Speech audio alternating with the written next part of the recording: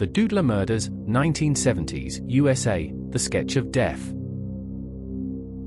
Welcome to Real Unsolved Crimes. I'm Ryan, your guide into the dark corners of history's most chilling mysteries. Tonight, we travel back to San Francisco in the 1970s, a time of liberation, of expression, of newfound freedoms, but also a time of fear. The city by the bay held a secret, a shadow that crept through the night, preying on men who sought connection only to find themselves face to face with a faceless killer.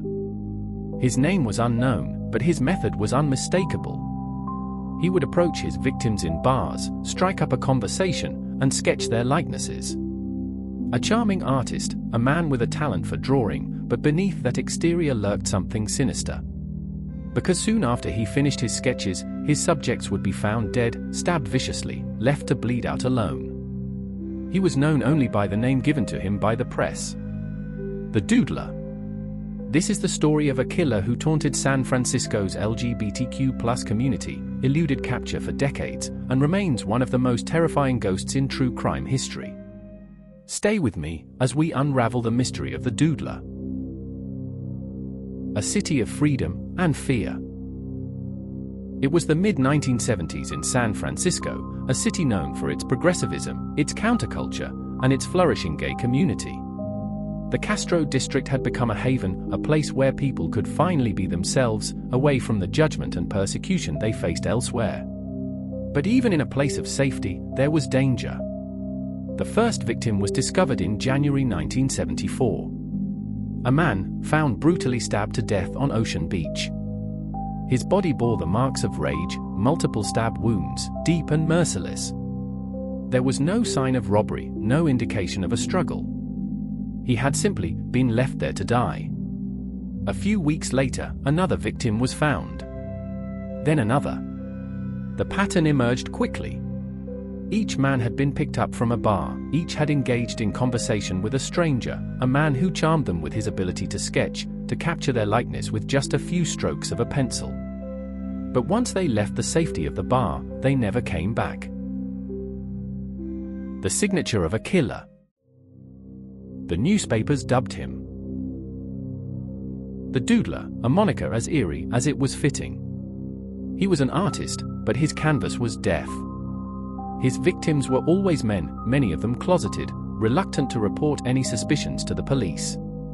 Some were prominent figures, doctors, businessmen, even a political figure rumored to have survived an attack. The survivors, what few there were, described him as an African-American man in his early 20s. Soft-spoken. Well-dressed. Someone who blended in easily. He never robbed them. He never sexually assaulted them. He simply ended them, swiftly and brutally. The police were desperate for leads, but there was a problem. The stigma surrounding homosexuality in the 1970s meant that many potential witnesses were unwilling to come forward. The Doodler knew this, and he used it to his advantage. Survivors who never spoke. Believe it or not, the Doodler left survivors.